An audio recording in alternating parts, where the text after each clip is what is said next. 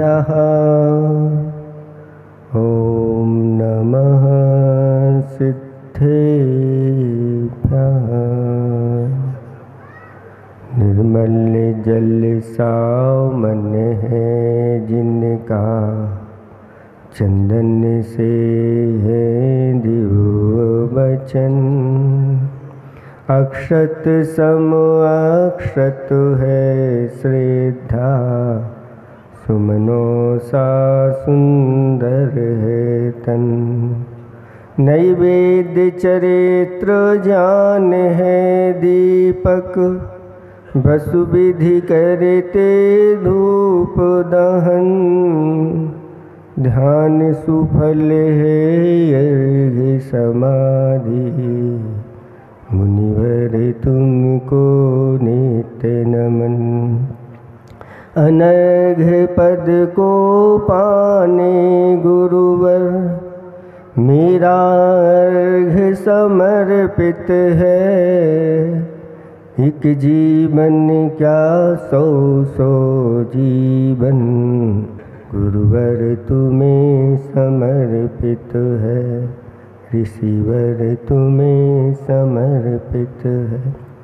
देवादिदेव 1008 कैवल्य कमलापति श्री आदिनाथ भगवान की। देवादिदेव 1008 घाटोल के बड़े बाबा वासुपूज्य भगवान की। देवादिदेव 1008 वर्तमान शासन नायक महावीर भगवान की। परम पूज्य 108 आचार्य प्रवर गुरुवर श्री विद्यासागर जी महामृराज की। 3 कमनों करोड़ मृराजों की सिद्ध चक्र महामंडल विधान की। धर्म स्नेही भवात्माओं, आप लोग बहुत थक गए हो, क्योंकि जय की भी आवाज़ हम तक नहीं आ रही है। कि अगर एक बार सच्चे देव शास्त्र गुरु का किसी ने अगर बड़े जोर से जयकारा लगा दिया, ऐसा एक ही बार में ऐसा पुण्य संचय करता है कि हजारों लोगों के बीच में उसकी जय जयकार होती है। ऐसी महिमा इस जयकारे की है। यहाँ तक कि शास्त्रों में ऐसे वर्णन आते हैं कि एक त्रियंच ने ऐसे मुनिराज को देखा और उनको नमस्कार कर दिया। बस इतना ही जीवन में किया था कि अगले भाव में वह मनुष्य पर्याय में पहुंच गया। ऐसी इसकी महिमा है। आज आप कर्म दहन के इस प्रकार के 148 कैसे कर्म होते हैं, उनके दहन करके कैसे सिद्ध बने हैं, इसकी आप आराधना कर रहे हैं। ये सब जितने भी कर्म होते हैं 2 भागों में बट जाते हैं। एक पाप रूप कर्म, दूसरा पुण्य रूप कर्म है। जीवन फिल्म में पुण्य हीरो पे पाप, जीवन फिल्म पुण्य हीरो पे पाप खलनायक। पाप जो होता है वह खलनायक की भूमिका अदा करता है और निरंतर इस जीव की वह पिटाई करवाता रहता है, दुर्गति में भेजता रहता है। जैसे कल आपने उस व्यक्ति की कथा सुनी थी जिसके 10 भव त्रियंचों में निकले, 10 भव नरकों में निकले। ये सब किसकी परिणाम है? तो ये सब पाप प्रकृतियों के परिणाम हैं। लेकिन जब इस व्यक्ति का यह पाप घटने लगता है और धीरे धीरे अपनी निंदा गर्हा आलोचना करने लगता है और उसकी प्रायश्चित विधि हो जाती है, तो धीरे से फिर वह उन्नति के मार्ग पर आता है। ऐसा ही वह जीव नरकों से निकल करके उसने फिर पुनः मनुष्य पर्याय प्राप्त कर ली। और वह पुनः पुरोहित पुत्र हुआ। मनुष्य पर्याय में आकर के और फिर पुनः वह खोटी संगति में पड़ गया, और जब वह खोटी संगति में पड़ा तो वह व्यसन करने लग गया। व्यसन जानते हैं आप लोग किसे कहते हैं? जो जीव को आत्म कल्याण के मार्ग से विमुख कर देते हैं, ऐसे व्यसन कहलाते हैं। व्यसन है ना, विशेष ऐसा वो भोजन होता है उनका कि उसके बिना वह रह नहीं पाते। एक बार अगर इनकी लत लग जाती है तो निरंतर वह कर्मों के द्वारा लतियाए जाते हैं, यानी ठोकरें खाते रहते हैं। ऐसे वह विष्णु में लग गया, जुआ खेलने में तत्पर हो गया, शराब पीने में तत्पर हो गया, और अन्य और भी जो विषण होते हैं उन विषयों में लिप्त हो गया। ऐसा वर्णन किया गया है। ये तो बड़े बड़े शराब आदि बड़े हैं, लेकिन उसकी और भी परिवार है शराब के मध्य के, जिसे आप लोग बोलते हैं तंबाकू। उस तंबाकू के बारे में बताया गया है कि उसमें 4000 हानिकारक तत्व होते हैं। कितने होते हैं? 4000 हानिकारक तत्व होते हैं। 24 प्रकार के विष होते हैं। 42% ऐसे पदार्थ होते हैं जिनके माध्यम से कैंसर उत्पन्न होता है, और 10 प्रकार के विषों का प्रभाव और अलग प्रकार का पड़ता है। ऐसे ही वह तंबाकू होती है। वैज्ञानिकों ने सिद्ध किया कि जो सिगरेट होती है, एक सिगरेट पीने से 16 मिनट की आयु कम हो जाती है, और 20 सिगरेट जो पी लेता है और एक पाउच खा लेता है तंबाकू का, वह 20 सिगरेट के बराबर काम करता है। ऐसी इनकी अगर एक बार मुख में चले जाते हैं, ऐसी वस्तुएं डाली जाती हैं कि एक बार इस मुख पे कोई रख ले तो फिर धीरे धीरे उसको विषण हो जाता है, और फिर वह मार मार के भी छुड़ाओ तो छूटती नहीं, यानी मरने के बाद भी वह छूटती नहीं। कैसे महाराज? मरने के बाद एक गांव में हमारा रुकना हुआ, गर्मी का समय था, हम लोग जंगल जा रहे थे, तो एक लड़का मुंडन किए हुए है, हाथ में तंबाकू की पुड़िया और एक चाय का कप लिए हुए है, और मरघट की ओर जा रहा है। पूछा, भाई कहाँ जा रहे हो? वह कहता है, हमारे पिताजी इनके बहुत शौकीन थे, वो इनके बिना रह नहीं पाते थे, अगर ये मिले नहीं तो तड़प जाते थे, ऐसी तलब उनके लिए लगती थी। अब मरने के बाद उनकी आत्मा को शांति मिले, इसलिए ये रखने के लिए जा रहे हैं। ये स्थिति हो जाती, मरने के बाद भी शांति नहीं मिलती। जो विषण करते हैं उनकी आत्मा हमेशा हमेशा दुर्गति में जाकर के अनेक प्रकार के दुख उठाती रहती है। इसलिए ऐसे विष्णु का आजीवन त्याग कर दो, इनको छुओ मत, क्योंकि अगर ये जीवन में आए तो पूरा जीवन आपका बिगाड़ देंगे।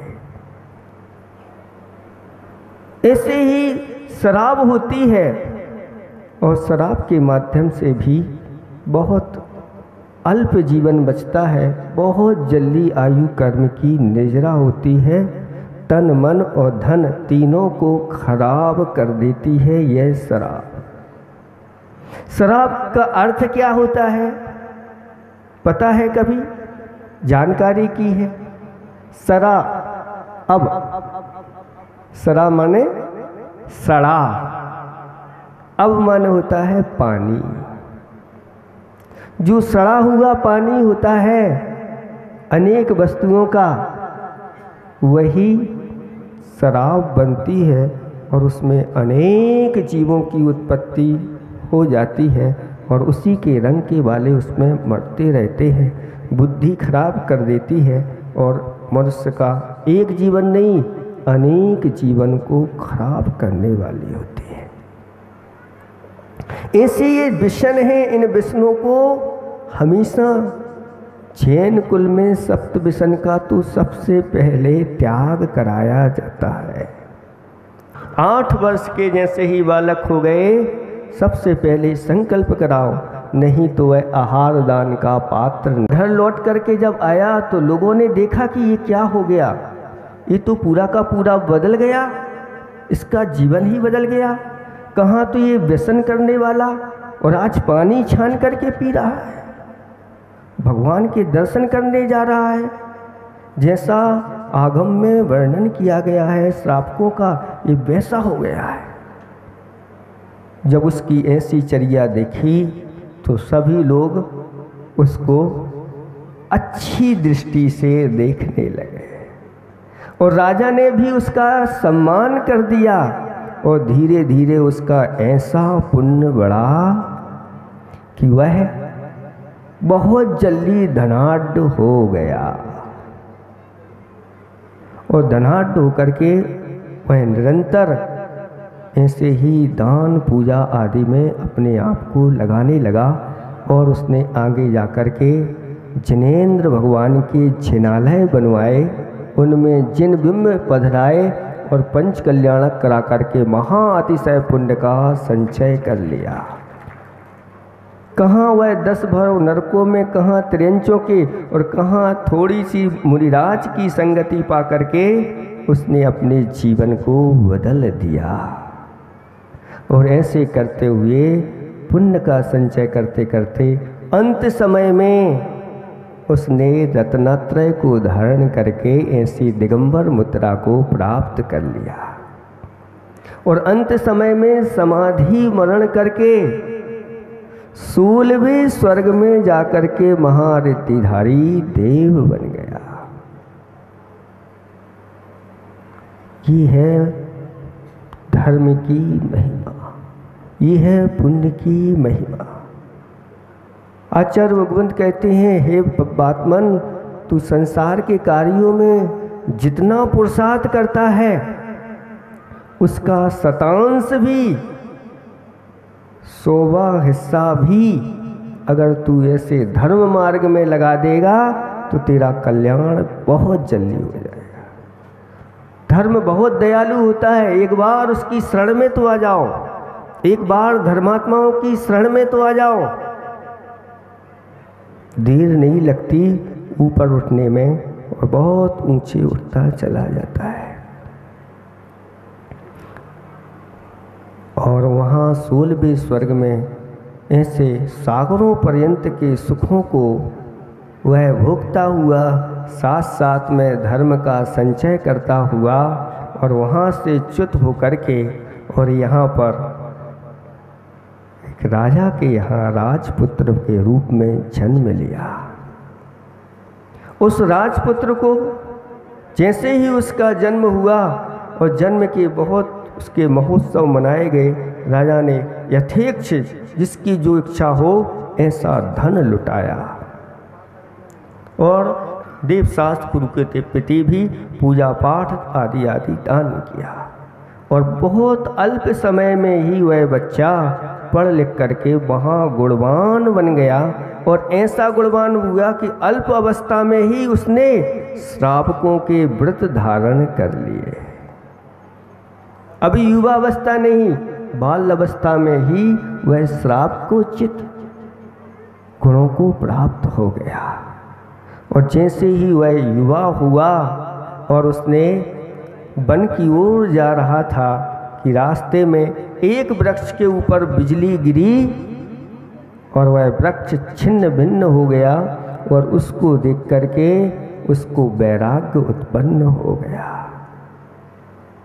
और वैराग्य धारण करके ऐसी यथाजात दिगंबर मुद्रा को धारण कर लिया, दीक्षा लेकर के, और ऐसा तप किया कि ध्यान में शुक्ल ध्यान लगा करके और घातिया रूपी जो पाप कर्म हैं उनको नष्ट करके केवल ज्ञान को प्राप्त कर लिया और बाद में जाकर के अघातिया कर्मों को नष्ट करके सिद्धत्व को प्राप्त कर लिया। देर नहीं लगी, बस एक ही भाव मनुष्य का प्राप्त किया और ऐसे जब धर्म को अपने जीवन में अंगीकार किया, स्वर्ग के एक भाव पार करके और फिर मनुष्य होकर के संसार से पार हो गए।